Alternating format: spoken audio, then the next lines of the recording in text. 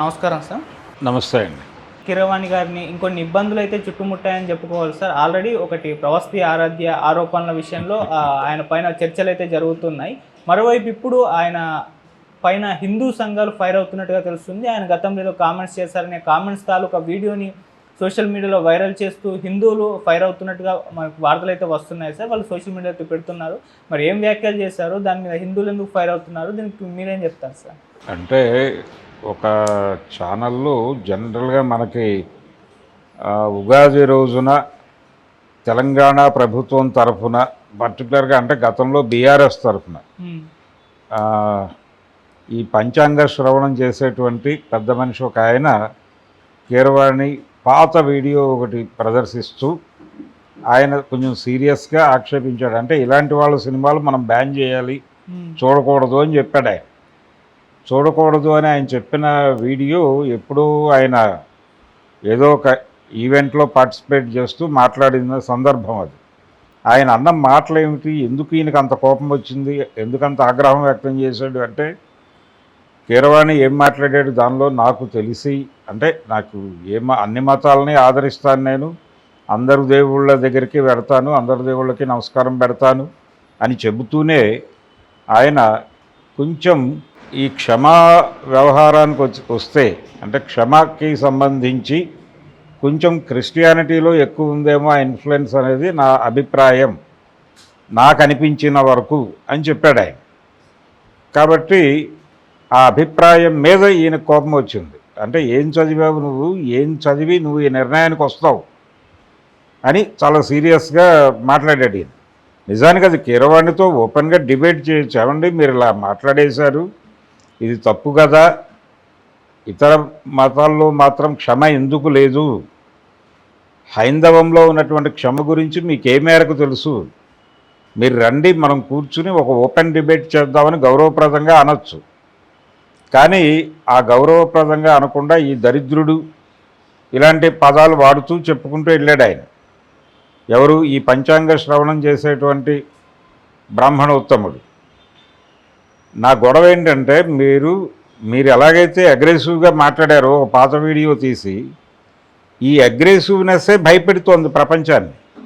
ఇప్పుడు మీరు ఈ అగ్రెసివ్నెస్తో ఒరే దరిద్రుడా, క్షమించే తత్వం హిందూ మతంలోనే ఎక్కువ ఉంది అని మీరు చెప్పినా జనం భయపడతారు. అది అర్థం కావట్లేదు ఆయనకి. మీకు నిజంగా క్షమ ఉంటే చాలా దయగా చెప్పాలి కదా. దారి తప్పిన గొర్రెపిల్లని బొళ్ళోకి తీసుకుని అనునయించి చెప్పినట్టుగా చెప్పాలి మీరు. అలా చెప్పకుండా మీరు రివెంజ్ ప్రోగ్రామ్ డిక్లేర్ చేస్తే ఆ మతంలో క్షమ ఉందని ఎలా అనుకుంటారు ఎవరైనా? అనుకోవడం కష్టం కదా. అది ప్రాబ్లం. ఆ వీడియోనే ప్రాబ్లం. ఆ వీడియోలో చెప్పినటువంటి కీరవాణి చెప్పింది తప్పు కంటే కూడా ఆ వీడియో చేసినటువంటి ఇంటెన్షన్లో తప్పు ఉంది. ఇలాంటివి చేయటం ద్వారా మీరు అనవసరంగా మైనారిటీల్లో అభద్రతా భావాన్ని క్రియేట్ చేస్తున్నారు. ఇలాంటివి చేయకండి. కీరవాణి ఆయనకు వచ్చిన నష్టమేం లేదు. ఆయన ఈ రోజున వీళ్ళు తిట్టినా రేపు పొద్దున అందరూ కలిసి ఒక చోట కూర్చునే పరిస్థితి ఉంటుంది ఆయన స్ట్రైచర్కి. ఆయన ఇప్పుడు రాజమౌళి ఈయన అన్నదమ్ములే. రాజమౌళి గారు హిందుత్వాన్ని మోస్తున్న సినిమాలే చేస్తున్నాడు. ఆయన చేసినటువంటి RRR అనే సినిమా రామాంజనేయ విజయం అనే కథే సినిమా తీశాడు ఆయన. అలాగే వారి తండ్రి గారు విజయేంద్ర ప్రసాద్ గారు ఆయన హిందుత్వ భుజానికి వేసుకుని ఆయన మాట్లాడిన వీడియోలు అనేకం కలవు. ఆయన చాలా కాన్షియస్గా, పైగా బీజేపీ రాజ్యసభ ఇచ్చింది ఆయనకి. ఇవ్వటం మాత్రమే కాదు, ఆయన చాలా సందర్భాలలో గాంధీతో మొదలుపెట్టి సెక్యులరిజం అనే దాని మీద చాలా తీవ్రమైనటువంటి స్థాయిలో ఆయన ఆక్షేపణ తెలియజేశాడు ఆయన ఇంటర్వ్యూస్లో. కాబట్టి ఇది హిందుత్వ క్యాంపుతో లింక్ ఉన్నటువంటి ఫ్యామిలీనే. కీరవాణి ఏ కుటుంబానికి చెందున్నాడో కుటుంబానికి హిందుత్వతో లింక్ ఉంది. ఆ లింక్ ఉన్నటువంటి కుటుంబం తాలూకా వ్యక్తి మీద ఆయన మాట్లాడాడు, ఒరే దరిద్రుడా అనేశాడు. సరే, వాళ్ళు ఏదో సార్ట్అవుట్ చేసుకుంటారు, వాళ్ళు ఒక స్థాయి వారు కాబట్టి. కానీ ఇది విన్నవాళ్ళు ఎంత భయపడతారు, మైనారిటీలు ఇలాంటి వాళ్ళు. అదేమిటి ఇక్కడ క్షమ ఉంది అన్నాడు. ఇప్పుడు ఆత్రేయ గారు ఒక పాట రాశాడు, ఏది క్రైస్తవం గురించే. ఆయన యేసుప్రభు గురించి ఒక పాట రాశాడు, సినిమా కోసమే కావచ్చు. ఆ పాటలో కూడా ఇలా మొదలు పెడతాడు చరణం, ఎంత కరుణామూర్తివయ్యా, ఎంత చల్లని తండ్రివయ్యా, నీ రక్తాన్ని చిందించి నేర్పావు త్యాగము, ఆ త్యాగ మార్గాన చూశాము మేము రక్త సంబంధము అని ఓ పాట పల్లవి రాశాడు ఆయన. ఇప్పుడు ఆత్రేయ గారిని సమాజంలోంచి తీసి మళ్ళీ చంపేస్తారా అనేది నా ప్రశ్న. ఇలా ఇప్పుడు వేటూరు సుందరరామూర్తి గారు కూడా క్రైస్తవ భక్తి గీతాలు రాశాడు. చాలా పాపులర్ హిట్ సాంగ్ ఒకటి ఉంది, క్రైస్తవ భక్తి గీతం, ఆయన రాసింది, వేటూరు గారు రాసింది. అది యేసు ఎంత ఎంత అంటే చాలామంది గుర్తుండే పాటే ఇది. అంటే యేసు అని మొదలవుతుంది. బాలసుబ్రహ్మణ్యం గారు ఆయన ట్యూన్ చేసి ఆయనే పాడాడు. ఎంత వరాల మనసు అని పాట. ఎంత వరాల మనసు అని యేసు ప్రభువును నువ్వు కీర్తిస్తావా అని చెప్పి వేటూరు సుందరరామూర్తి మీద ఏమన్నా అటాక్ జరిగితే ఏంటి పరిస్థితి? అలాగే కరుణామయుడు అనే టైటిల్ పెట్టి సినిమా తీశాడు విజయ్ చంద్ర, ఆయన హిందువే.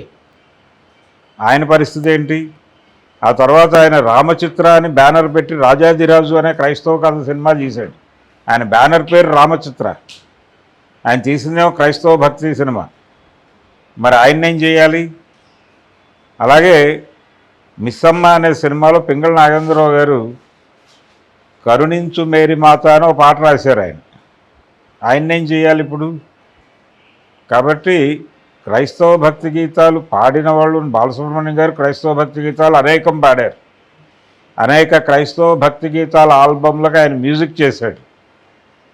దాన్ని తప్పని ఎప్పుడూ అనుకోలేదు. ఒక ఘంటసాల గారే చేయలేదు. చేయకపోవడానికి కారణం ఏంటంటే ఆయన తిరుమల తిరుపతి దేవస్థానానికి ఆస్థాన గాయకుడు.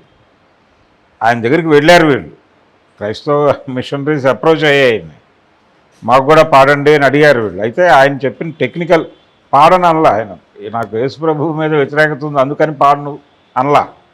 ఆయన చెప్పింది ఏంటంటే, అయ్యా నేను తిరుమల తిరుపతి దేవస్థానానికి ఆస్థాన గాయకుడిని, ఆ పదవిలో ఉండి ఈ పాటలు పాడటం కరెక్ట్ కాదు కాబట్టి పాడను అన్నాడు. అంతే అంతే తప్ప ఫిలసాఫికల్గా పాడను అనలేదు ఆయన.